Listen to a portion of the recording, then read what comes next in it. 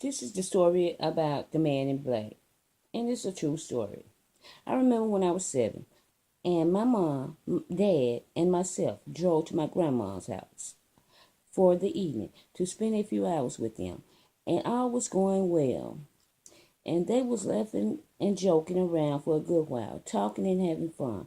I was running around playing in the front yard, and then suddenly my mom and dad was in an argument, and I don't know why. And they was going at it big time, and then they got in a fight, and my grandma and grandpa broke them up, and they tried to cool them off, but my mom was furious, and she refused to ride back home with my dad. So she asked me, was I going with her home, or was I coming home with my dad? And of course, I told her I was going with her. And for some background, my grandma stayed in thick woods that went on for miles and miles. And this meant that we would be walking home in the dark through these woods without any kind of light. Because my mom did not know how to drive and didn't care to. So we told them good night. And then we was on our way. And we went across the pond bank. And then we got to the dirt road that led the way out from my grandma's. As we were walking, I could see glowing eyes everywhere, but my mom wasn't afraid of the dark. She had made this walk before alone, and when we got to the cattle fence, we crossed it, and it took us off the dirt road and really deep into the woods that led to the highway.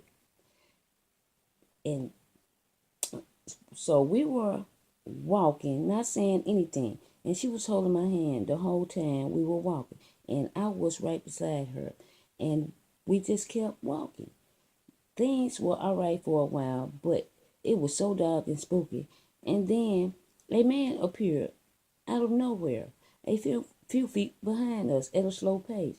And where he came from, I don't know, because we just had passed right by that very spot, and he was not nowhere to be seen just a second ago. But there he was, and he had on a black suit with a black top hat, and he was just floating right behind us. Yes, I said float, not walking, but floating. I told my mom, and she looked back at him and just kept walking. And she told me that he wasn't going to hurt us, and don't look back. That was that was hard not to do because I kept looking back, and he kept floating at the same pace and not doing anything or saying anything, just floating behind us. And when we got to the end, there was a church, and then he just disappeared. And we made it all the way to the highway. I looked for him, but he was gone. I think he knew my mom was upset, and he just guided us through the deep woods and left. Thank you.